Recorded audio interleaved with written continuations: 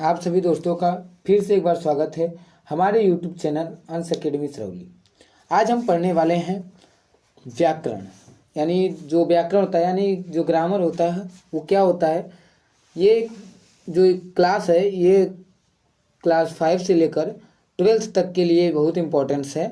आज हम देखने वाले हैं कि इसमें जो बेसिक होता है या किसी भाषा को बनने में कितने स्टेप की ज़रूरत होती है और वाक्य क्या होता है, वाक्य कैसे बनता है, वाक्य के कितने भाग होते हैं आदि, ये सब हम इस वीडियो में शुरू करते हैं। आज का वीडियो व्याकरण की परिभाषा। पहले हम देखते हैं जो हमारा व्याकरण उसकी परिभाषा।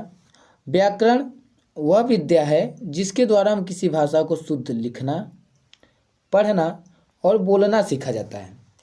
यानी ग्रामर हमारा ये वह होता है जिससे हम किसी भी भाषा, कोई भी भाषा हो, यदि हमें उसे बोलना है तो हमें उसके व्याकरण के बारे में ज्ञान होना जरूरी है। जैसे अगर हमें उर्दू बोलना है तो उर्दू का व्याकरण हमें पढ़ना पड़ेगा, अगर इंग्लिश बोलना है तो इंग्लिश का ग्रामर पढ़ना पड़ेगा, और यदि हिंदी बोलना है तो हिंदी का भी व्याकरण हमें पता होना चाहिए, तभी हम उस भाषा को अच्छे से पढ़ लिख व समझ सकते हैं। तो ये रहा इसका हिंदी में जो परिभाषा। आप देखते हैं इंग्लिश में इसका डिफिनेशन देख लेते हैं।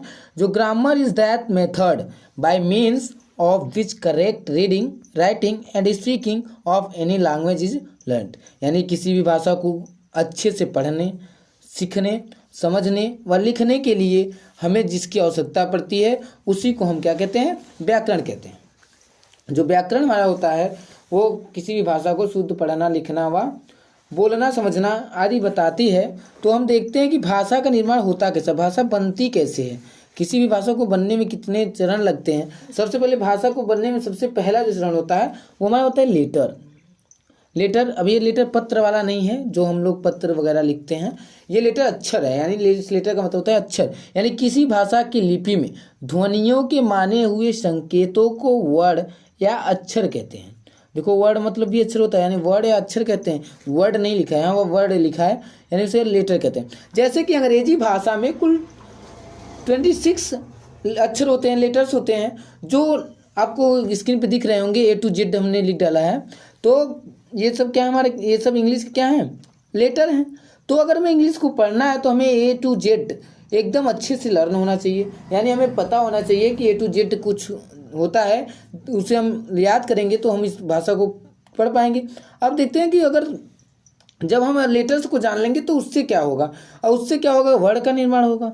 वर्ड क्या होता है कि दो या दो से अधिक अक्षरों के मिलने पर जिसका कुछ सार्थक अर्थ हो, सार्थक यानी उसका कुछ अर्थ स्पष्ट निकलता हो, उसे हम शब्द कहते हैं। जैसे बॉय, बॉय देखो एक लड़का, इसका कोई सार्थक अर्थ है। अब मान लो मैं लिख दे ABO, अब इसका कोई मतलब है, इसका कोई मतलब नहीं, लेकिन ये भी है हमारा शब्द, लेकिन इसका कोई सार्थक अर्थ नहीं। अगर सार्थक अर्थ रहेगा तभी हम इससे वर्ड कहेंगे, अन्यथा हम इसे वर्ड नहीं करेंगे। लेकिन है ये भी हमारा जो है क्या है, अक्षरों का समूह है, लेकिन हम इसे वर्ड नहीं कहेंगे। जिसका सार्थक अर्थ रहेगा उसी को हम वर्ड कहेंगे।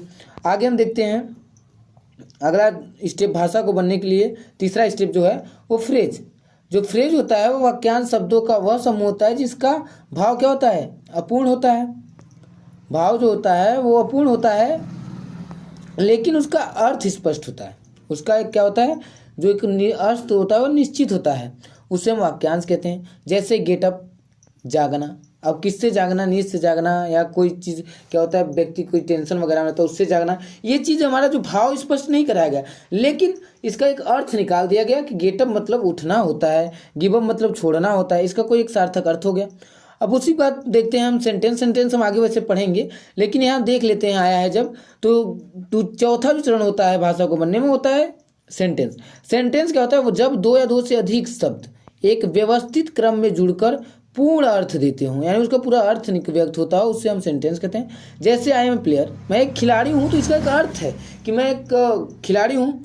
और he is going to market, वह क्या है, इसको जो मार्केट जा रहा है, तो इसका एक अर्थ है कि वो बाजार जा रहा है। तो ऐसे कंप्लीट हुआ जो हमारा चौथा चरण था भाषा को बनने में, सेंटेंस। और उसके बाद पांचवा चरण जो आता है वो आता है पैराग्राफ। पैराग्राफ क्या होता है, गद्यांश। पैराग्राफ का हिंदी होता है गद्यांश।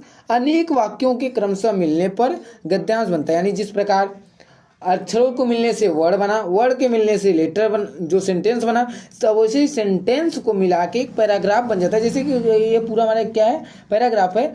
तो हमारा पूरा जो पैराग्राफ बनता है तब जाके भाषा का निर्माण होता है। तब देखो 6वें नंबर पर हम देख पा रहे हैं कि लैंग्वेज का निर्माण हुआ, तब जाके हमारा क्या होता है, लैंग्वेज का निर्माण होता है, जिसे कहते हैं भाषा। एक या एक से अधिक गद्यांशों या पैराग्राफों के मिलने से भाषा बनती है। अतः भाषा का निर्माण निम्नलिखित चरणों में होता है। पहला लेटर, दूसरा वर्ड, तीसरा फ्रेज, चौथा सेंटेंस, पांचवा पैराग्राफ, छठवां में हमारा क्या होता है, लैंग्वेज का निर्माण हो जाता है। अब आगे हम देखते हैं सेंटेंस। जो सेंटेंस होता है वो हम देखते हैं आगे।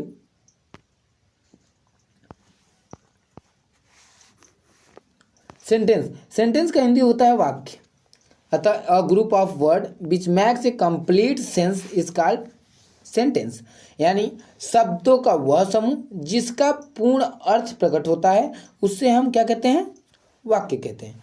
यानी जैसे राम स्कूल जाता है, तो जब राम स्कूल जाता है या मोहन पुस्तक पढ़ता है, तो ये सब क्या है, हमारा एक पूर्ण अर्थ दे रहे हैं, को कुछ ना कुछ काम कर रहे हैं। जैसे Ram goes to school, Ram school जाता है, तो इसका एक पूर्ण अर्थ निकलता है। तो ये हमारा क्या है, सेंटेंस है। जैसे सी ड्रिंक्स वाटर, जैसे यहाँ देखो सी ड्रिंक्स वाटर, वह पानी पीती है, तो यहाँ इसका कोई अर्थ है कि वो कुछ कर रही है, इसका कोई मीनिंग है, इसलिए हमारा ये क्या है, वाक्य है। अब देखते हैं कि पार्ट ऑफ सेंटेंस, यानी सेंटेंस के भाग कितने हैं। तो सेंटेंस के जो होते हैं वो दो भाग होते हैं, पहला सब्जेक्ट, दूसरा प्रीडिकेट। यानी सब्जेक्ट को हिंदी में कर्ता तथा प्रीडिकेट को हिंदी में विधेय कहते हैं। अब हम देखते हैं सेंटेंस क्या होता है। तो सेंटेंस हम देख चुके, अब हम देखते हैं सेंटेंस के पार्ट। पहला क्या था, पहला हमारा था जो था सब्जेक्ट था। तो हम देखते हैं सब्जेक्ट क्या होता है। देखो सब्जेक्ट क्या होता है, जो इसका पहला है, तो सब्जेक्ट क्या होता है, वाक्य का वह भाग होता है जिसके बारे में कुछ कहा जाता है, वह सब्जेक्ट यानी कर्ता कहलाता है। जैसे मोहन रीड्स अ बुक, इसमें मोहन कुछ कार्य को कर रहा है, यानी वो पुस्तक पढ़ता है, तो कुछ यानी कुछ पुस्तक को पढ़ रहा है। इस वाक्य में मोहन करता है। किसी भी वाक्य में कर्ता को ढूंढने के लिए हमें उस वाक्य की क्रिया से, यानी जो हमारा वर्ब रहे, यानी रीड्स से, क्रिया से हु का क्वेश्चन करने पर जो उत्तर मिलता है या जो उत्तर आता है, जो उत्तर हमारा आता है उसे हम क्या कहते हैं, जो हमारा उत्तर आता है उसे हम कर्ता कहते हैं, वो कर्ता कहलाता है। यहाँ क्रिया रीड्स से हु का प्रश्न करने पर मोहन उत्तर मिलता है, अतः मोहन हमारा क्या है, कर्ता है। जैसे अगर हम मान लो कोई वाक्य लें, राम स्कूल जाता है, तो जा कौन रहा है, राम, यानी जाने से अगर हम क्वेश्चन करेंगे तो हमारा क्या हो जाएगा, राम हमारा सब्जेक्ट के रूप में आ जाएगा, तो हमारा क्या है, सब्जेक्ट है। अब देखो प्रीडिकेट क्या होता है। प्रीडिकेट होता है हमारा जो सब्जेक्ट कर्ता को छोड़कर वाक्य का शेष बचा भाग प्रीडिकेट कहलाता है। जैसे Mohan reads a book, Mohan एक पुस्तक पढ़ रहा है, तो इसमें अगर हम मोहन को छोड़ दें, अगर मोहन को छोड़ दें तो रीड्स अ बुक बच जाएगा। ये हमारा क्या रहेगा, प्रीडिकेट। यानी मोहन को अगर हम किसी वाक्य में कर्ता को छोड़ दें, बाकी जो भाग है वो हमारा क्या होता है, प्रीडिकेट होता है। और प्रीडिकेट को ढूंढने के लिए कहाँ का प्रश्न किया जाता है, जैसे कि वह क्या पढ़ रहा है, या वो जैसे राम अयोध्या जा रहा है, तो राम कहाँ जा रहा है, अयोध्या जा रहा है। अयोध्या क्या हमारा वो ऑब्जेक्ट के रूप में आया है, तो ऑब्जेक्ट जो होता है वो प्रीडिकेट का ही भाग होता है। आगे हम अभी पढ़ेंगे प्रीडिकेट के पार्ट। तब तक के लिए धन्यवाद। अगर इसका PDF आप सबको चाहिए तो हम हमारे व्हाट्सएप नंबर पे मैसेज करें 8840589776। इस पर आप मैसेज करेंगे, आपको PDF मिल जाएगा। तब तक के लिए धन्यवाद। मिलते हैं अगली नेक्स्ट वीडियो में, तब तक के लिए गुड बाय।